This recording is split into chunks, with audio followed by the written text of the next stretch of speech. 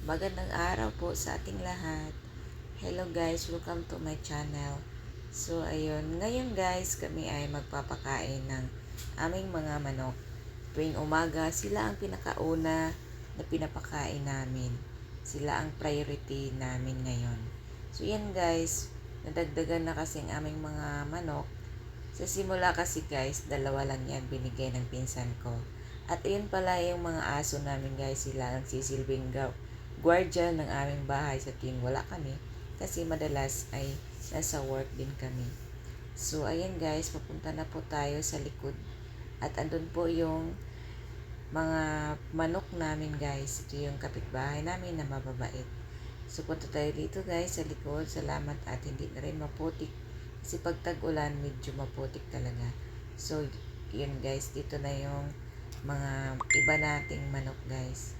Dito banda ay may pinagawa po kaming maliit na kulungan.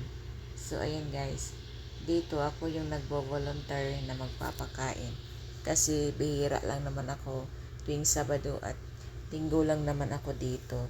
So ayan guys, yung asawa ko makakapag-relax na din ng konti. Nakaka-enjoy naman talaga magpapakain.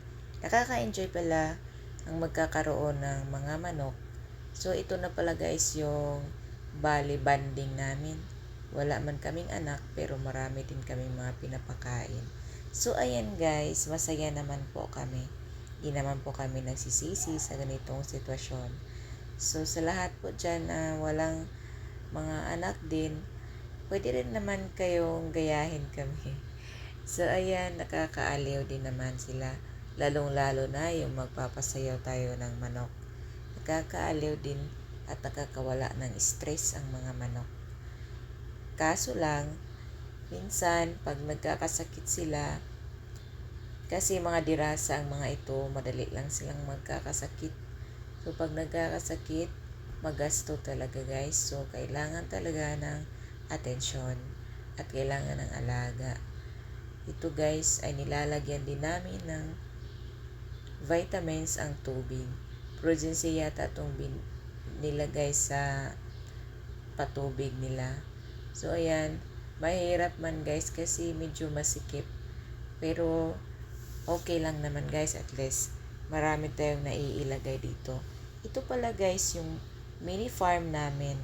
So nabili namin tong lupa. 10k lang, maliit lang siya guys. Tsaka medyo tagilid.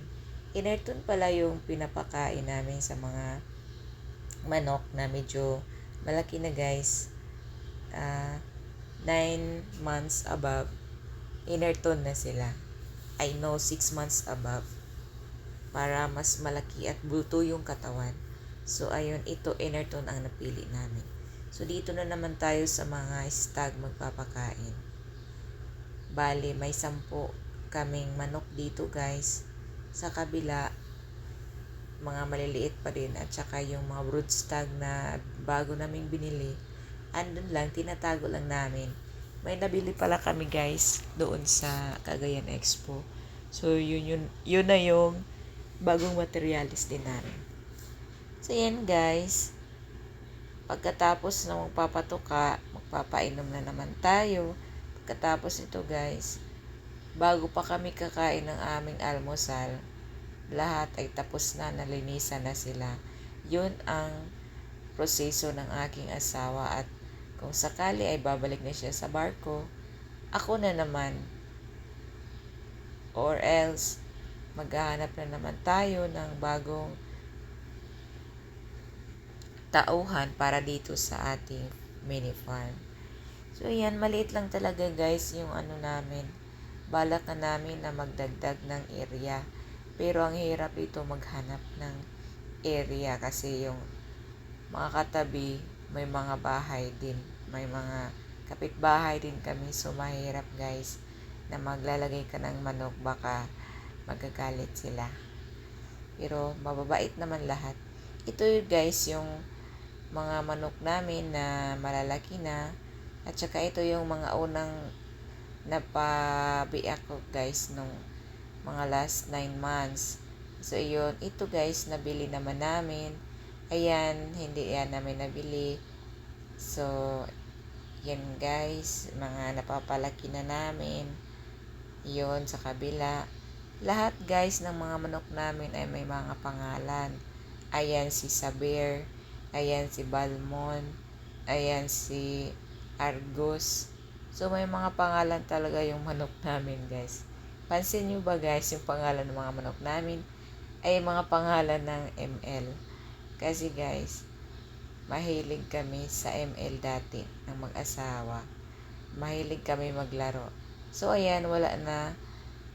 Tapos na silang kumain at nilagyan ko na ng tubig. Yung iba, hindi pa rin kasi hindi pa nila naubos yung mga pagkain. So ito guys, mga 3 months na ito, mga sisiyo.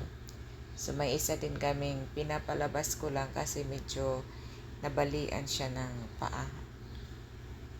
Hindi ko alam guys kung bakit nagkakaganon yung paa niya. Pinapalabas lang namin dito para maglakad-lakad din siya. So, kayo guys, kung balak nyo rin magmanukan guys, kahit maliit lang pala na manukan, pero, naku guys, ang gasto dito malaki na. So, maraming salamat guys. Salamat sa panunood.